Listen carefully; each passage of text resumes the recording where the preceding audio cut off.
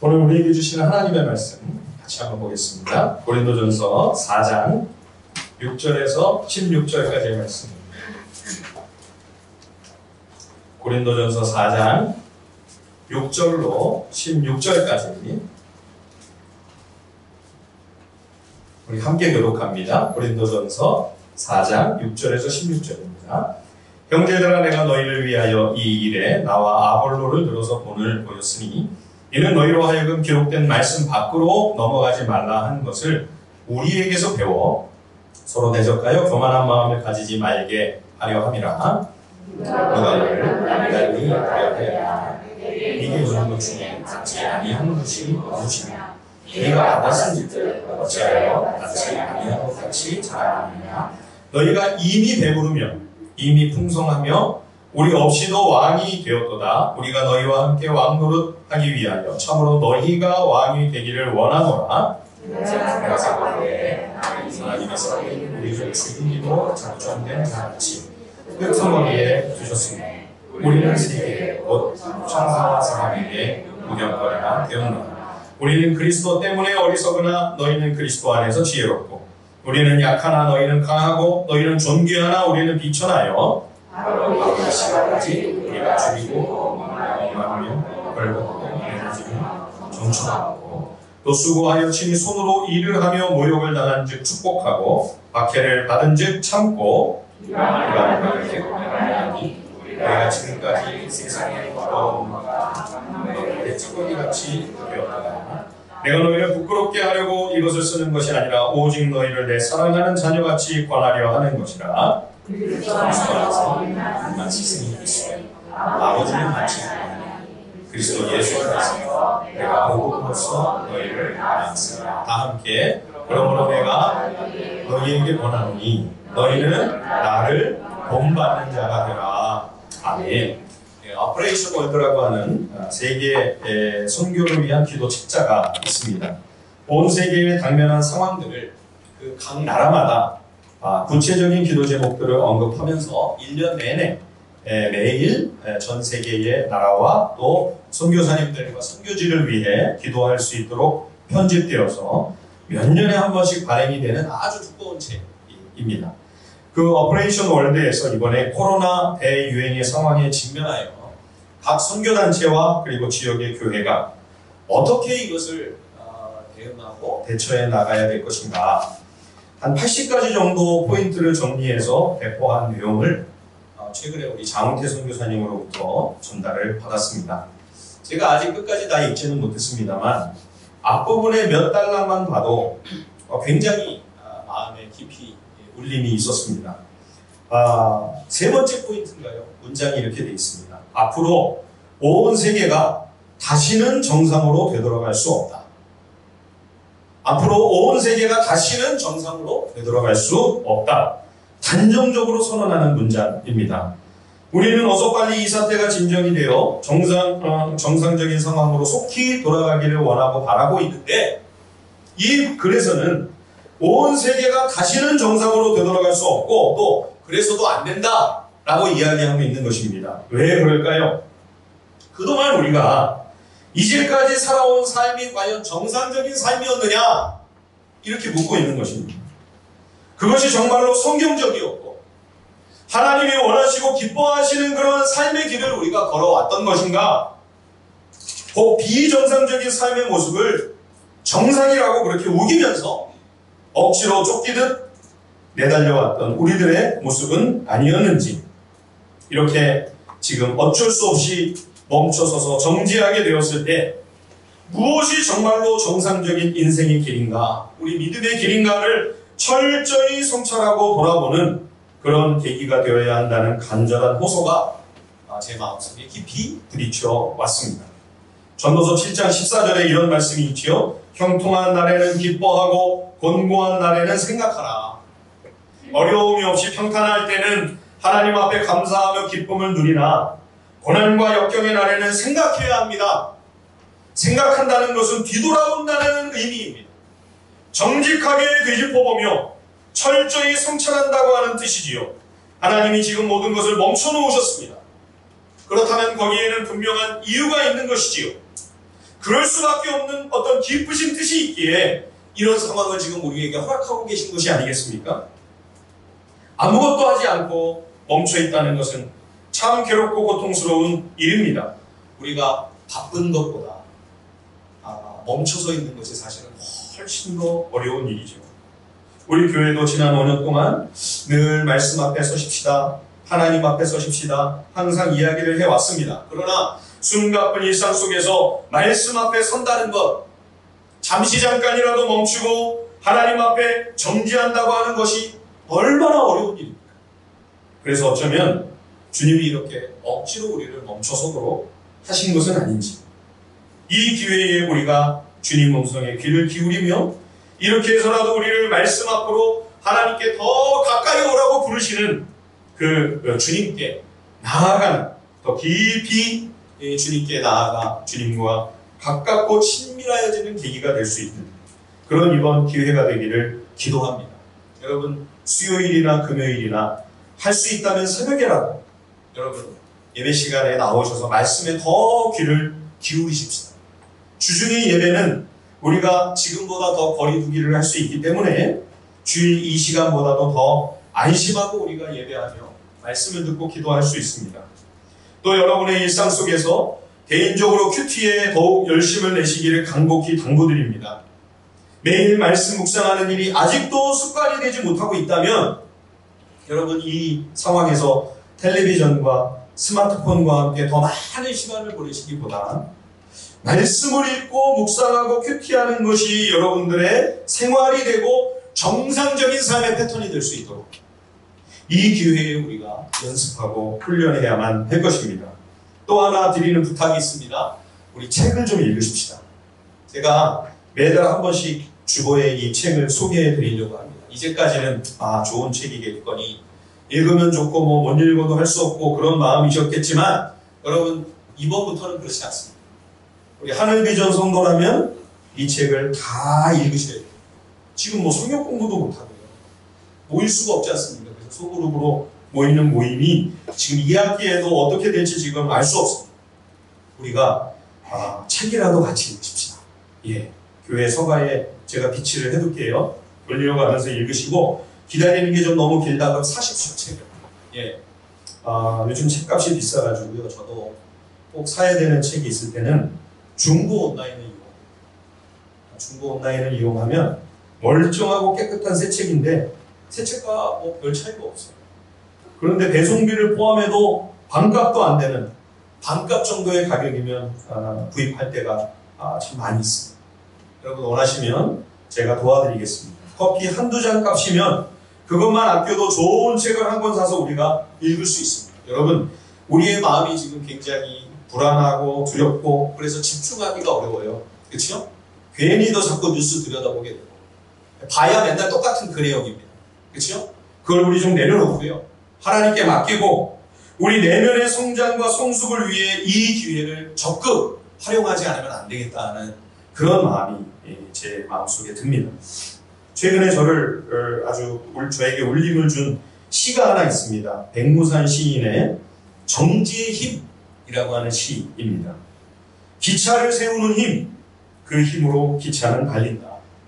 시간을 멈추는 힘, 그 힘으로 우리는 미래로 간다. 정지에 이르러서야 우리는 달리는 이유를 안다. 생명의 구심력은 정지의 힘이다. 씨앗처럼 정지하라. 그 힘으로 우리는 피어난다. 백무산 시인의 정지의 힘이라고 하는 시입니다. 씨앗이 멈춰서서 그 자리에서 묻혀지고 죽어져야 풍성한 열매를, 풍요로운 열매를 맺을 수 있는 것처럼 여러분 하나님께서 우리를 이렇게 억지로 정지하게 하시고 멈춰 서게 하신 이때 빨리 우리 일상으로 가야 되는데 단지 그저 일상의 회복이 아니라 단지 이전에 살아왔던 삶으로 돌아가는 그런 정도가 아니고 정말로 하나님이 기뻐하시고 진정 바라시는 삶의 모습이 어떤 것인지 참으로 정상적인 그러한 삶의 모습으로 우리가 새로워질 수 있는 그런 이번 뜻깊은 기회가 되고 계기가 될 수 있기를 간절히 기도합니다. 요즘 우리가 고린도전서 말씀을 묵상하고 있습니다. 고린도 교회는 공동체의 분열과 다툼으로 몸살을 앓고 있었습니다. 이런 교회의 심각한 문제를 직면하고 이 문제를 풀어가는 데 있어 바울이 첫 번째로 제시한 해법은 다름 아닌 예수 그리스도의 십자가였습니다. 이 복잡한 갈등과 분쟁의 문제를 해결하기 위해 먼저 옳고 그름을 따지고 시시비비를 가려서 누가 과연 문제를 일으켰는지, 이 사안에 누가 제일 큰 책임이 있는지 책임질 사람 찾아서 책임지게 하고 벌 줘야 될 사람 처벌을 하고, 그렇게 해야 문제가 풀어질 수 있을 것 같은데 그런 식으로 접근하지 않습니다. 바울이 제시하는 것은 먼저 우리가 다 함께 말씀 앞으로 나아가자, 복음 앞에 우리 다시 서자, 십자가 앞으로 나아가 그리스도의 십자가 앞에 다 함께 서는 것, 이것이 고린도 교회 공동체를 향하여 성령 하나님께서 바울을 통해 제시한 문제 해결의 실마리였습니다. 여러분, 이걸 거꾸로 이야기를 하면 고린도가 지금 왜 이렇게 고린도 교회가 분열이 되고 그 은혜롭고 성령 충만했던 교회가 왜 이렇게 지금 하나됨이 깨져서 참담한 분위기가 되어버리고 말았는가? 그 원인은 다른 데 있는 것이 아니에요. 고린도 교회 성도들이 복음에서 멀어지고 십자가에서 마음이 멀리 떠났기 때문이라는 것입니다. 예수 그리스도의 십자가는 아주 중요하면서도 매우 상반되고 대조적인 두 가지의 핵심 메시지를 우리에게 선포해주고 있습니다. 우선은 모든 인간이 하나님 앞에서 아무짝에 쓸모없을 만큼 정말 건질 것이 하나도 없을 정도로 철저히 부패하고 타락한 완벽한 죄인이라는 사실입니다. 여러분, 만약 우리에게 어떤 쓸만한 부분이 한 조각이라도 있다면, 그렇다면 하나님의 아들이신 예수님이 굳이 이 낮고 천한 세상까지 내려오셔서 사람이 되신, 거기에다가 그 무섭고 끔찍하고 수치스러운 역사상 가장 잔혹한 방식으로 처형하는 그러한 십자가의 형틀에 우리의 모든 죄값을 치르신 그럴 필요까지는 아마 없었을 것입니다. 우리가 열심히 선행을 하고 착한 일을 많이 하고 도덕적인 윤리적인 삶을 살기 위해 더 힘을 기울이며 노력하고 열심히 수행을 해서 욕심을 버리고 선한 마음, 깨끗한 마음 품기 위해 애쓰면서 그렇게 의롭게 되고 하나님의 완전한 기준에 우리의 힘으로 이룰 수 있었다면, 굳이 하나님의 아들이 인간이 되어서 내려오셔서 내 모든 죄의 대가를 지불하시기 위해 피 흘리며 십자가에서 목숨을 버리시기까지 희생하실 필요는 없었겠지. 그런데 그 모든 노력으로도 우리는 구원에 이룰 수 없다는 것이 성경의 선언입니다. 예전에 성철 스님이라는 분이 수행을 하시다가 언젠가는 8년이나 눕지를 않으셨단 말이죠. 그러면 주무실 때도 어떻게 주무신 거예요? 뭐 앉아서 그냥 주무셨어요. 어떻게 기대고 뭐 이렇게 겨우 눈을 붙이든지 8년간을 한 번도 손발 뻗고 편히 잠을 못 이룰 정도로 그렇게 돌을 닦고 자신과의 싸움을 하고 그 정도 치열한 수행을 했다면, 여러분, 하나님 앞에 합격점을 좀 받을만 하지 않겠습니까? 그런데 그렇게 뼈를 깎는 노력을 했는데도 그런 우리의 힘과 노력과 지혜로는 구원이 불가능하다. 복음의 선언입니다. 우리의 모든 최선을 다 모으고 다 합해도 하나님의 완벽한 기준에 도달할 길이 없기 때문에 하나님의 아들이 친히 내려오셔서 십자가를 지신 것이죠. 여러분, 예수 그리스도의 십자가는 죄인의 모든 가능성에 대하여 철저한 절망을 선언합니다. 인간으로서는 구원에 이를 도리가 없다. 완전한 절망입니다, 여러분. 완전 절망. 죄로 인해 하나님과의 관계가 끊어져 전적으로 타락하고 부패한 인간은 스스로의 어떤 행위로도 자신의 의와 선행을 가지고는 구원 얻을 길이 없습니다. 여러분, 99.999%가 아니고요. 그래도 한 0.00001%는 뭐 가능성이 조금 있지 않을까? 아니고요. 100% 불가능합니다. 100%. 예수 그리스도의 십자가가 아니고는 죄의 문제는 해결할 방법이 없습니다. 이것이 십자가 복음이 우리에게 일깨워주는 첫 번째 메시지이죠. 그러니 여러분, 우리가 십자가 앞에 설 때 과연 무엇을 자랑할 수 있겠습니까?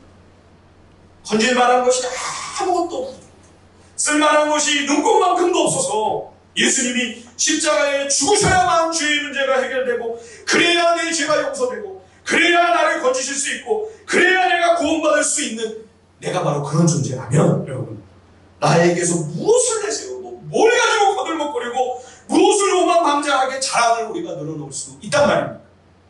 고린도전서 1장 29절 말씀입니다. 이는 아무 육체도 하나님 앞에서 자랑하지 못하게 하려 하십니다.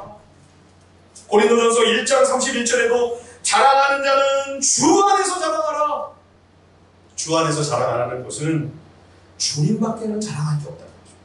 오직 예수님만 자랑하고 십자가만 자랑하고 복음만 높이고 오직 예수 그리스도의 십자가와 그 영광만을 드높여야 한다.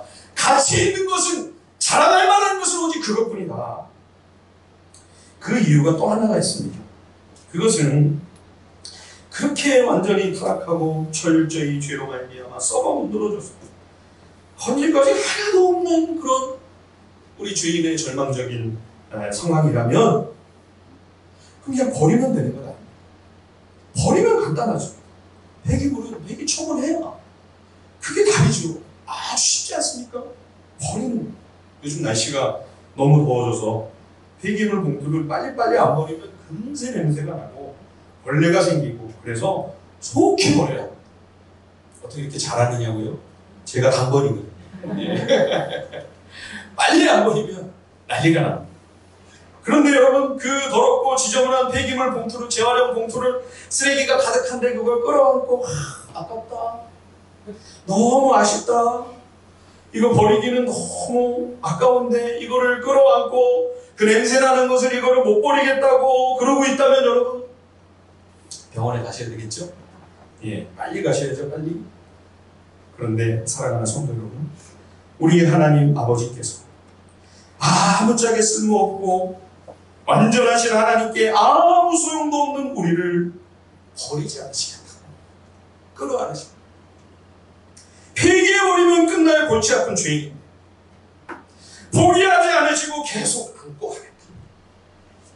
끝까지 품고 버리지 않겠다. 절대로 포기하거나 폐기시킬 수 없다.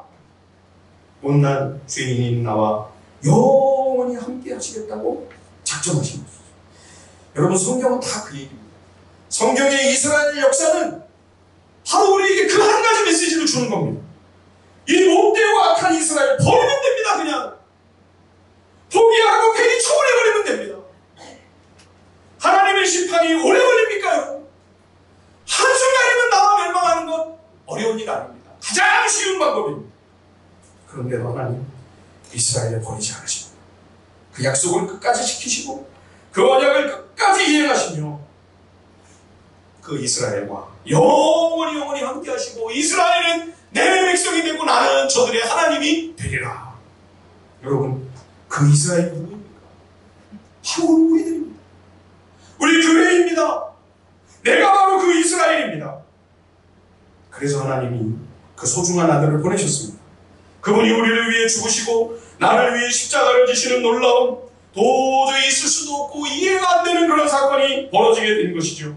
그러므로 십자가는 죄로 인해 도저히 하나님 마음에 합하는 것이 불가능했던 악하고 못된 죄인인 내가, 그럼에도 불구하고 하나님께 얼마나 귀하고 얼마나 소중한 존재인지를 동시에 일깨워주는 귀한 메시지인 것이죠. 우리를 향한 하나님의 이 사랑을 아무리 생각해도 이해할 수가 없습니다. 설명을 하라고 해도 저는 더 어떻게 설명을 못하겠습니다. 그러니까 그냥 소리만 지르는 거예요. 그냥. 예, 설명할 도리가 없었어요. 이유는 알 수 없지만, 이렇게까지 나를 사랑하시는구나, 이렇게까지 나를 소중하게 여기시고 나를 귀하게 여기시는구나, 내가 그런 존재이구나, 성경 말씀을 통해 그저 이 사실만 확인하는 것뿐이죠. 얼마나 크고 놀라운 은총이며 얼마나 만극하신 은혜입니까? 오직 예수 그리스도의 은혜, 그 신비롭고 불가해할 정도로 크고 놀라운 사랑에 감격하며, 그래서 그 은혜와 사랑만 자랑하고 오직 예수 그리스도의 이름만 높여 영광 올려드릴 뿐입니다. 여러분, 다른 무슨 자랑이 우리에게 있을 수 있겠습니까? 그리스도의 교회가 이 십자가의 은혜, 이 십자가의 능력을 알지 못하면 저마다 자기 잘난 맛에 살던 세상의 습관과 버릇을 버리지 못하고 교회 안에까지 들어와서마저 자기를 드러내고 나를 자랑하기 위해 그 알량한 자랑을 하려고 아등바등하는 것입니다. 그래서 여러분, 고린도 교회와 같이 서로 시기하고 질투하고 갈등하게 되는 거죠. 여러분, 세상 사람들이 복음 앞에 서야 되는 게 아니고요, 믿지 않는 사람들이 십자가 앞에 나와야 되는 게 아니고요, 먼저 교회가, 믿는 우리들이 날마다 복음 앞에 서야 합니다. 날마다 우리들이 또 십자가 앞에 매일 매순간 나아가 그 십자가의 영광과 빛 앞에 서야만 하는 것이죠. 우리가 십자가 앞에 서게 될 때 우리는 내 자신에게 철저히 절망할 수밖에 없습니다. 그러나 우리는 그 십자가 앞에 서게 될 때에 그럼에도 불구하고 절망적인 주인인 나를, 아들을 희생하시기까지 사랑하신 그 하나님의 말할 수 없이 크고 놀라운 사랑으로 인하여 소망과 희망을 동시에 발견하게 되는 거죠. 십자가 앞에서 내 모든 자랑과 교만을 내려놓고 우리가 마음이 하나가 될 수 있는 것입니다. 여러분, 혹시 우리가 십자가에서 나도 모르게 멀어져 있지는 않습니까? 복음에서 혹시 내 마음이 멀리 지금 떠나 있는 상태는 아닙니다. 뭘 보면 알 수 있냐면, 다른 형제자매들을 보면서 내 마음이 불편하면 그걸로 아시면 돼요. 아, 내가 지금 십자가에서 멀리 떠나, 내가 지금 복음에서 멀리 벗어나, 마음이 불편해, 마음이 평강이 없어요. 예. 여러분, 그렇다면 하나님께서 우리를 이렇게 강제로 정지하게 하시며 멈추게 하신 이때 다시 십자가 복음 앞으로 나아가서 그 은혜 가운데 새로워졌어요. 우리 모두가 다시 주 안에서 자랑하며 십자가 앞에서 하나가 되는 그런 우리 하나님의 전 공동체가 될 수 있기를 주님의 이름으로 간절히 축원드립니다. 예, 두 번째 바울이 고린도 교회 공동체에 제시하고 있는 해법은 성령 하나님의 가르침을 배우고 성령님의 인도를 따르라 하는 것입니다. 바울은 하나님의 최고 지혜는 예수 그리스도의 십자가다, 이렇게 지금 고린도전서에서 선포하고 있습니다. 그런데 인간의 최고의 지혜, 이 세상의 모든 지혜라는 지혜를 다 모아서 짜내고 해봐야 하나님의 최상의 이 지고한 지혜인 이 십자가를 이해할 수가 없습니다. 십자가는 유대인들에게는 거리끼는 것이고 헬라 사람들에게는 미련한 것입니다. 로마 제국에서 제일 악한 죄인이나 반역자에게 내리는 가장 끔찍하고 잔인한 형벌이 십자가형입니다. 십자가에서 죽은 예수가 하나님의 구원자요 메시아다, 그리스도다, 이 헬라 사람들이 이거 납득할 수 있겠습니까? 유대인들도 마찬가지입니다. 율법에도 신명기에 딱 아예 나무에 매달려 죽은 자는 가장 저주받은 죄인이다. 그런데 하나님이 약속하신 메시아가 십자가에 달려 무서운 저주의 형벌을 받은 예수님이라는 거예요. 이분이 메시아라는 거예요. 유대인들이 이거 납득할 수 있었을까요? 상상도 못하는 이야기죠. 그러니 여러분, 하나님의 최고 지혜인 이 십자가를 이해하고 십자가의 비밀, 십자가의 신비와 부활의 그 영광을 발견하고 깨닫는 일은 오직 성령 하나님께서만 하실 수 있는 일입니다. 마치 청년 사울의 눈에 두껍게 끼어있던 비를 벗겨내십니다. 성령께서 복음의 영광의 그 빛을 비춰주셔서 비로소 사도 바울이, 유대인이었던 그 사울이라고 하는 청년이 바울이 되고 그 십자가의 놀라운 영광과 신비를 깨닫게 되는 역사가 일어날 수 있었던 거죠. 성령이 아니고는 여러분 이 지혜를 알 수 없습니다.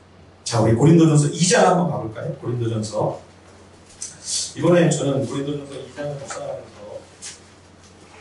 2장에서 전에는 주목하지 못했던 이 12절 13절 말씀을 주목하게 됐습니다. 한번 우리 같이 한번 읽어볼까요? 고린도전서 2장 12절 13절 다 함께 시작. 우리가 세상의 영광을 받지 않고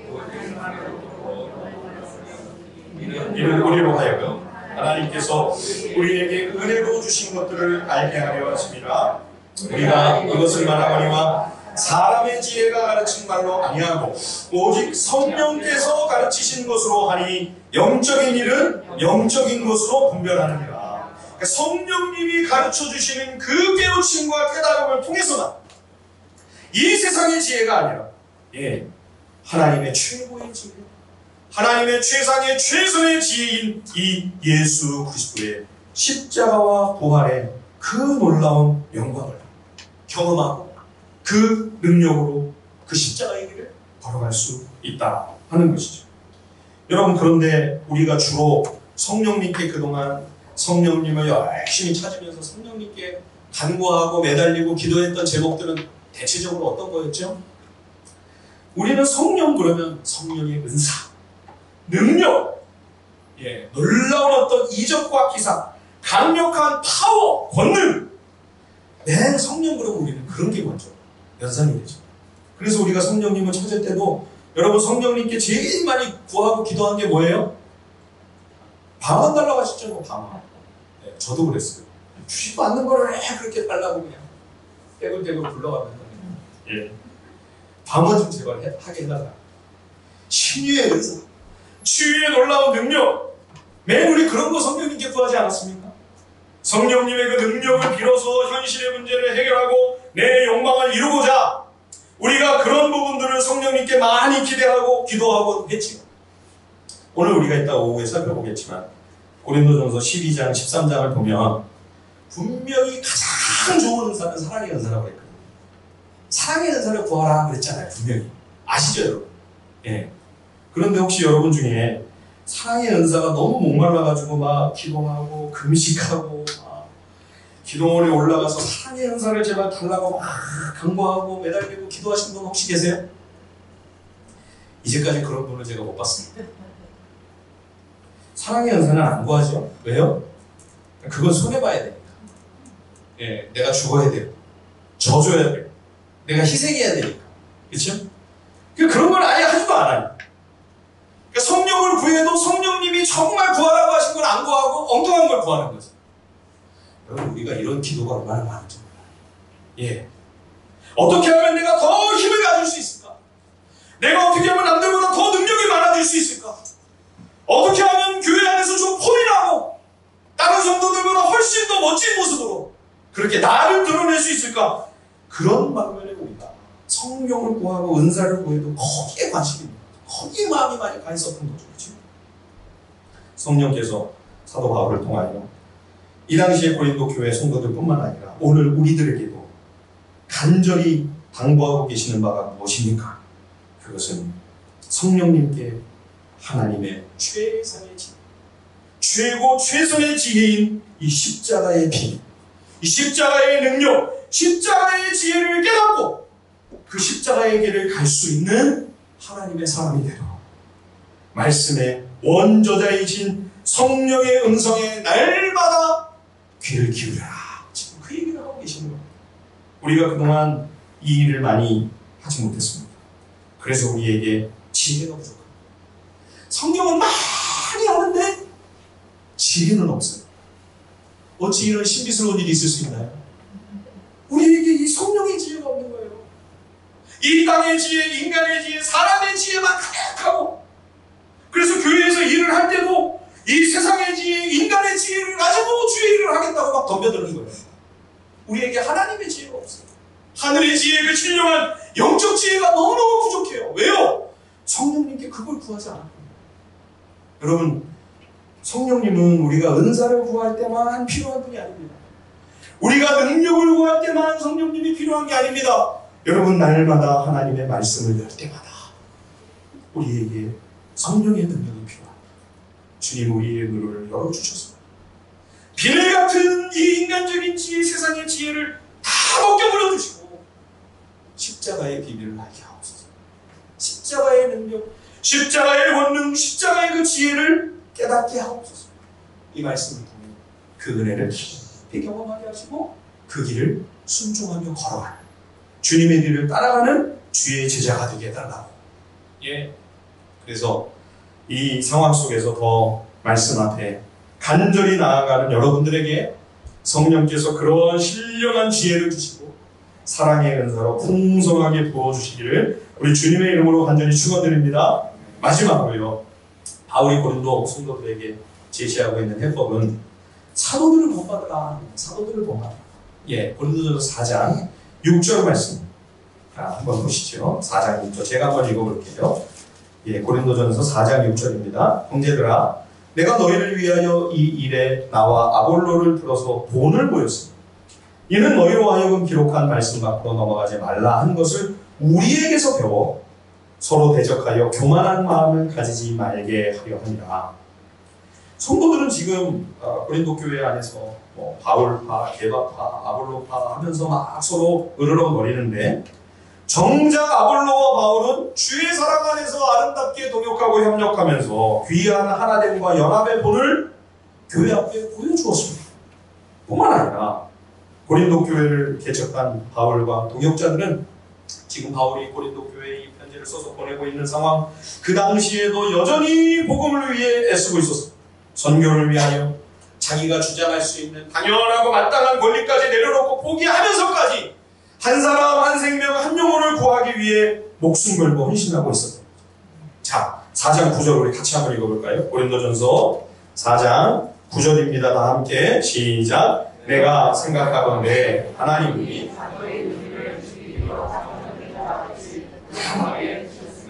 우리는 세계 곧 천사와 사람에게 구경거리가 되었더라. 마치 로마 원형 경기장 안에서 많은 백성들이 다 둘러싸 관람하는 가운데 어느 한쪽 편은 죽을 때까지, 죽어야 끝난다, 그때까지 창과 칼을 목숨 걸고 휘둘러야만 했던 비참한 노예 검투사들과 같이 지금 바울과 동료 선교사들은 세상 사람들의 구경거리가 되고 온갖 비웃음과 조롱을 받으면서 수많은 위험과 생명의 위협을 감수하며 고난과 환난을 온몸으로 부딪혀가며 지금 선교의 최전선에서 앞전무토하고 있었던 것이죠. 자, 한번 볼까요? 자, 11절부터 13절까지의 말씀 제가 한번 읽어보겠습니다. 고린도전서 4장 11절로 13절입니다. 바로 이 시각까지 우리가 줄이고 목마르며 헐벗고 매맞으며 정처가 없고 또 수고하려 친히 손으로 일을 하며 모욕을 당한 즉 축복하고 박해를 받은 즉 참고 비방을 받은 즉 권면하니 우리가 지금까지 세상의 더러운 것과 만물의 찌꺼기같이 되었도다. 고린도 교회도 이 영적 지도자들의 이러한 정말 고통 가운데 수고와 심한 고생 속에서 이렇게 박해를 받으면서 핍박을 당하면서 그래도 성령 하나님의 격려와 위로로 참고 버티는 가운데 교회가 지금 세워지게 된 거죠. 오죽하면 사도 바울이 여기 14절 15절에 보시면 복음으로 내가 너희를 낳았다. 그렇죠? 어머니가 생사를 오락가락하는 그 고비를 넘기면서 해산의 수고 가운데 출산을 하듯 정말 어렵게 힘겹게 탄생한 고린도 교회라는 것입니다. 그렇게 태어난 영적 생명이 바로 고린도의 성도들인 거죠. 어떻게 바울과 동역자들이 이 교회를 세우기 위해 이 생명과 복음을 전해주기 위해 수고하며 애썼는지를 성도들이 모르지 않는 거죠. 그래서 지금 바울이 하는 이야기입니다. 자녀들을 따뜻한 사랑으로 권면하는 부모의 마음으로 고린도 성도들을 권면하고 설득하고 있는 것이죠. 자, 그런데 이런 은혜를 입은 고린도 교회가 벌써 마음이 높아져 버렸어요. 빛의 속도로 지금 교만해졌습니다. 그래서 바울이 성도들에게 도전하는 거예요. 그런 마음 자세, 그런 태도로 우리가 믿음의 길을 갈 수는 없다. 우리를 봐라, 우리. 지금 어떻게 여전히 그때와 동일한 마음과 자세와 태도로 선교 현장에서 수고하며 헌신하고 애쓰고 있는 바울과 동역자들, 우리들에게서 배워라. 4장 16절을 보십시오. 그러므로 내가 너희에게 권하노니 너희는 나를 본받는 자가 되라. 바울과 동역자들이, 이 선교사님들이 완전하고 완벽해서 지금 하는 말이 아닙니다. 많이 부족하고 허물도 있고 여전히 모자라나, 그러나 그때나 지금이나 시종일관 어떤 마음 중심과 어떤 뜨거운 열심과 열정을 가지고 한 생명을 구하려고 분투하고 있는지 너희가 잘 보았고 그리고 잘 알고 있지 않은가. 그렇습니다. 오직 복음을 위해, 오직 하나님 나라와 십자가와 주의 영광을 위해 전심전력하는 귀한 하나님의 종들, 그런 귀한 선교사님들, 그런 귀한 믿음의 사람들을 본받아 여러분, 우리도 그 뒤를 따라가야죠. 예, 이번에 추천해드린 책도 그래서 여러분들에게 소개를 한 거죠. 그냥 평범한 집사님의 이야기입니다. 신학 공부를 하고 목사님도 아니고요. 무슨 사역자나 선교사도 아닙니다. 그저 우리 곁에 가까이 살고 있는 이웃 아주머니 같은 그런 이 전영순 집사님의 삶이 책을 읽는 내내 목사인 제가 얼마나 부끄러워. 얼마나 부끄러워. 그냥 선교와 복음을 위해 모든 걸 그냥 다 쏟는 삶입니다. 예. 주님을 위해 그냥 다 드려요. 예. 선교와 전도와 한 생명 구하는 일에 그냥 다 바치는 죄송합니다. 그런 삶이에요. 이분의 삶이. 우리가 그렇게 똑같이 살 수는 없다 할지라도 배워야죠. 도전을 받고 자극을 받아야죠. 그렇죠? 내가 과연 이렇게 살아도 괜찮은가? 고민하고 고뇌해야죠. 예전에, 지금은 제가 그런 생각이 잘 안 듭니다만, 예전에 제가 때로 목회가 참 어렵고 힘겹다는 생각이 들 때마다 아내와 함께 그런 이야기를 하곤 했습니다. 선교 현장에 있는 우리 신학교 동기 선교사님들을 생각합니다. 예, 지금 한국에 들어와 계신 우리 장원태 선교사님 여기 지금 가까이 거여동 선교관에 거하고 계시는데 말라리아를 몇 번씩 알았어요. 저는 말라리아 한번 걸리고 이제 완치가 되면 면역이 생겨서 이제 또 안 걸릴 줄 알았어요. 근데 말라리아는 면역이 안 돼요. 그래서 그 파푸아 정글에서 2번, 3번 계속 말라리아 걸려요. 예, 몸도 약해가지고. 몇 번씩 생사를 오가면 죽을 고비를 여러 차례 넘기는 거죠. 그런 선교사님들을 생각할 때 국내에서 목회하는 이 목회자의 삶이 힘들다고? 그러면 안 되는 거 아닌가? 그렇게 하면서 마음을 다잡곤 했습니다. 여러분, 우리가 그런 선교사님들을 복음의 최전선으로 보내놓고 한국교회가 다투고 싸우고 갈등하고 우리끼리 분쟁하고 분열한다는 것이 있을 수 있는 일입니까, 여러분? 군인들을 전방으로 적들과 대치하도록 사지로 다 보내놓고 뒤에 우리가 후방부대에서 아무 지원도 안 해주고 돕지도 아니하고 협력과 후원을 쏟아붓지 않는다면 다 가서 그냥 죽고 돌아오지 말라는 얘기죠. 다 나가서 죽으라는 이야기죠. 지금까지 이 땅의 교회가 많은 선교사님들을 파송했습니다. 그러면서 또 얼마나 많이 떠들고 자랑했습니까? 제일 많이 선교사님들 내보냈다. 그렇게 자랑은 찬들 해놓고 뒤에서 우리가 한 일이 뭡니까, 여러분? 기도하고 열심히 마음을 모아 후원을 해도 지원을 해도 모자랄 판에 후방에서 우리끼리 서로 다투고 싸우고 분열하고 분쟁하고. 여러분, 있을 수 없는 일. 있을 수 없는 일. 만에 하나 지난 5년 동안 우리 교회가 그런 일이 없었는데 너무 감사합니다. 만에 하나 그런 일이 생긴다면 여러분, 우리 교회는 여기서 끝내는 게 낫습니다. 더 가지 않는 것이 낫습니다. 오늘 바울이 왜 고린도 교회에 이런 일이 벌어졌는가? 이 세 번째 문제를 아주 정확하게, 아주 급소를 치르는 것처럼 지시를 하죠. 자, 여기 고린도전서 4장 7절 8절 말씀 다 함께 한번 읽어보겠습니다. 고린도전서 4장 7절과 8절입니다. 시작. 누가 너를 남달리 구별하여 네가 받았은즉 어찌하여 받지 아니한 것 같이 자랑하느냐. 너희가 이미 배부르며 이미 풍성하며 우리 없이도 왕이 되었도다. 우리가 너희와 함께 왕노릇 하기 위하여 참으로 너희가 왕이 되기를 원하노라. 예, 바울이 말합니다. 너무 일찍 너희는 지금 배가 불렀다.